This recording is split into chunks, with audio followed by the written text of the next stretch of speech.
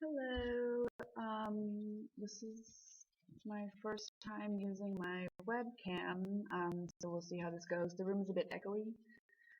I tried to use Jing, but it's only limited to 5 minutes, so webcam's a bit more of a low-tech thing. But, okay. In this video, I'm going to talk about the serious lack of positive female characters in Greek mythology, specifically the Theseus myth. A bit of background information about gender roles in ancient Greece. Greek women lived in a society where men pretty much controlled everything. Traditional gender roles were very strictly enforced. Men had much more leeway in life than women did. They could come and go as they pleased. Women just sat in the house all day and did chores. It was thought that if women were kept busy enough with housework and general chores, that they would have less time to fall back on their evil nature, which is a theme that goes across more than one culture. It's all the cultures pretty much. The Greeks believed that Zeus created women as a punishment for men because Prometheus was entrusted with forming mankind out of clay, and he stole fire from Zeus to give to the humans, and I guess fire was a new thing at the time. So Zeus got very mad, and naturally Zeus cannot handle things like an adult, so he chose to punish mankind rather than Prometheus, because punishing the person who actually committed the crime would make too much sense for ancient Greece. From the myth it says, "Then, raging, spoke the gatherer of clouds. Prometheus, most crafty god of all, you stole the fire and tricked me. Happily, you, plague on all mankind and on yourself. They'll pay for fire. I'll give another gift to men, an evil thing for their delight, and all will love this ruin in their hearts." So spoke the father of men and gods, and laughed. So prior to the creation of women, men lived happily on earth without sorrow or work, or painful work rather, and without disease. And the creation of women brought all these terrible things to mankind, of course, because it's all women's fault. But in Theseus, there are only really two main female characters that he even talks about. One is his mother, and the other is his girlfriend, who ends up, I guess, marrying him at the end. Ariadne.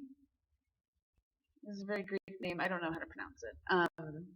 But his mother, we talked about her a little bit in class, and just the way that she's spoken about, even in passing, I find very disrespectful, because we talked about how the paternity of Theseus was in question because, she had sex with the king and the other king and this god and that god, and I think it's kind of a testament to the patriarchy that a village woman is even said to have had sex with, or she went around with everybody, because obviously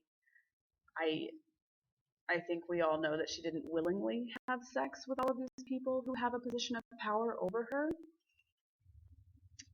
But there was much laughs had at her expense in class, because she's apparently this big slut who doesn't even know the paternity of her child. But that's that. But she's just very obedient. She doesn't even tell her son. Women are just such second-class citizens that she can't even tell her son not to leave.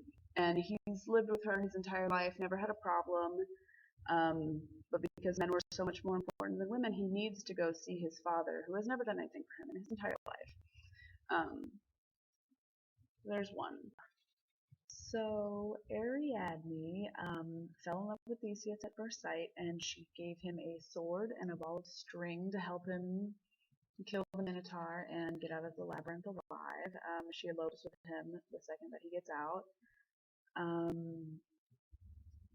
And according to Homer's Odyssey, the stories are all different, but in Homer's Odyssey, Theseus dumps her. Even after they're already married, he ditches her because of Dionysus. Um, whether or not she was actually with him was a different story.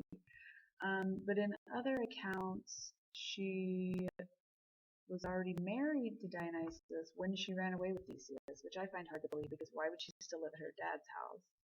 If she were married, men were very protective and women lived with their fathers until the father gave them away to their husbands. So I don't think she was already married. But in other stories, Theseus dumps her on the beach, and then Dionysus comes to pick up the pieces of this shattered woman who is nothing without a man. And Ariadne is just this flimsy, vacant girl. She falls in love with Theseus the first second that she lays eyes on him, and she has to go with him, and she's willing to drop everything in her village or her city and go live with this guy that she doesn't even know just because women are so stupid and so dependent on men that she's just been waiting for a husband her entire life. While Theseus is off doing all this cool stuff, he's fighting monsters and he's cutting off people's legs and killing people and going on this grand journey. The women in his life are just sitting around waiting for a husband. I find it very disturbing, and